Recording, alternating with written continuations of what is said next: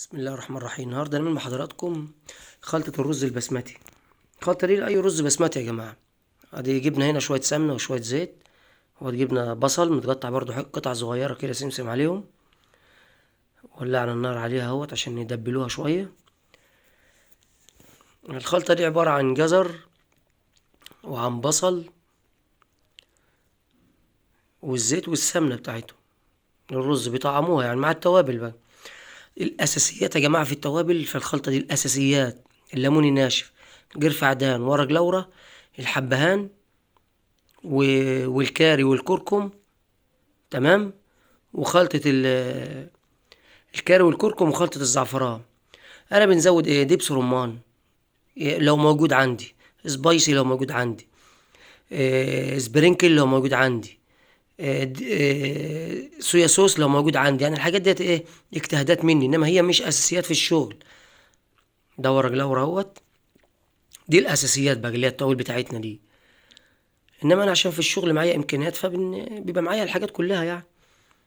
انما ده لو مش موجود في البيت مش امر يعني. ادي شوية قرفة عدان وورق لورا وحبهان، سواء بقى مطحون او حب.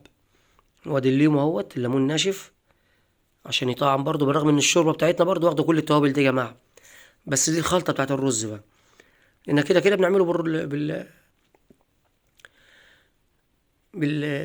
بالشوربة يعني، او بنقلب فيها اهوت عشان تتبل مع بعضها شوية كده. بس هي تبدأ تدبل كده في الشغل اهو. دبلت اهي، وهنجيب الجزر وننزل عليها اهو.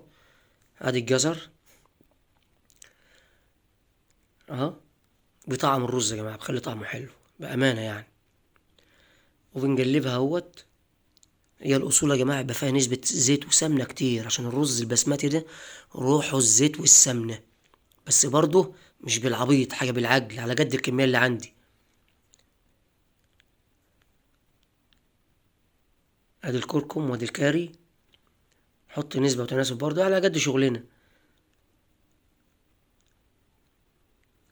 وخلطة الزعفران يبقى كركم وكاري وخلطة زعفران، ورق لورا، قرفة عدان، حبهان، ليمو اللي هو الليمون الناشف. اللي جه بقى ده كله اجتهادات مني، انا عندي امكانيات في الشغل بنحط منه. ادي صويا صوص، وادي دبس رمان. موجود موجود، مش موجود مش امر، بس هو بيطعم، خلي الاكل طعم شويه. اه. اديني بنقلب برضه عشان ايه في التقليب على طول، عشان النار عاليه، عشان تدبل الخلطه وفي نفس الوقت ما تلدعش مني او تتحرج مني، تفحم الناس تضحك علينا في الشغل. ما ينفعش. تنسوش يا جماعه تشتركوا في القناه. طباخ الافراح الشيف احمد عباد ابو شهد.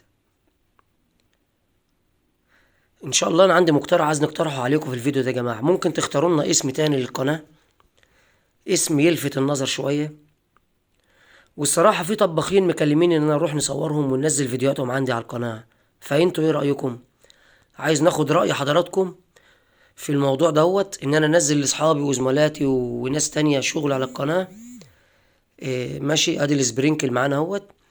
وفي نفس الوقت عايزين نغير الاسم بتاع القناه، ايه رايكم؟ يعني مثلا طباخين المناسبات مع الشيف احمد عباده، طباخين الافراح مع الشيف احمد عباده. وادي السبايس اهوت. عاوز اقتراحات من حضراتكم بالاسماء، وايه رايكم في الموضوع ده. انا طبعا انا مش عايز نعمله الصراحه، عشان الاستاذ علي ما يفكرش حاجه ويزعل مني، الراجل بتاع صاحب طباخين قناه طباخين افراح مصر، لان هو صاحب الفكره الصراحه. وانا مش عايزه يزعل مني الصراحه، لانه راجل محترم وغالي عندي. فانا عايز رايكم في الموضوع ده، اسم القناه. وايه رايكم لو ننزل فيديوهات لناس لاصحابي معايا عشان القناه تشتغل شويه وتمشي. ايه رايكم؟ واراء حضراتكم على راسي من فوق، سواء سلبي او ايجابي. ادي بنعبر الشوربه اللي عندنا، وبعد كده هناخد على كميه الشوربه او الرز اللي عندي كبشه او اتنين او تلاته من الخلطه نحطها عليها اهو. اهو زي ما انتوا شايفين اهو. كل حله مثلا هناخد ونحط عليها، كل حله ناخد ونحط عليها على قد الكميه اللي عندي. اتفضل. لو برد وتلج عادي وسقع خالص، ممكن ناخده في اكياس ونشيله في الفريزر ونطلعه ونشتغل بيه تاني مره واتنين. اهو بناخد على قد الكميه اللي عندي اهو. وهنقلبه وبعد كده ننزل فيه الرز. تنسوش يا جماعه الموضوع اللي قلت لكم عليه، رايكم يهمني. مع تحياتي الشيف احمد عبادة ابو زيد اتقال بارود بحيرة. اهلا وسهلا بحضراتكم.